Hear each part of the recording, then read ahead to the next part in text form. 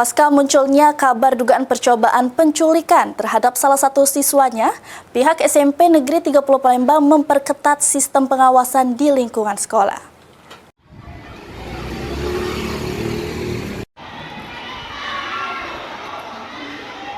Adanya dugaan percobaan penculikan terhadap salah satu siswanya, pihak SMP Negeri 30 Palembang langsung bergerak cepat untuk memperketat sistem pengawasan di lingkungan sekolah.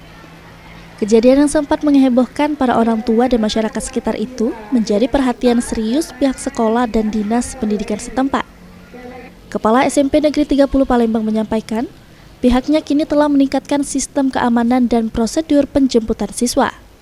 Selain itu, petugas keamanan dan guru piket ditugaskan untuk berjaga di area gerbang hingga seluruh siswa benar-benar pulang bersama orang tuanya masing-masing.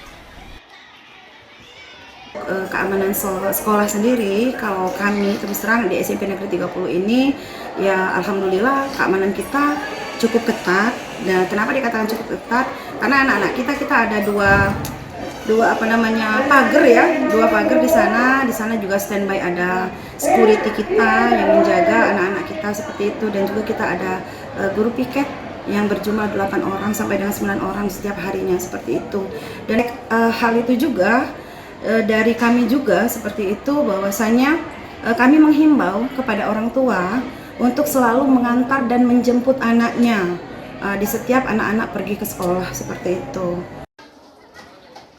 Pihak sekolah SMP Negeri 30 Palembang menghimbau agar orang tua murid mengantar dan menjemput anaknya ke sekolah.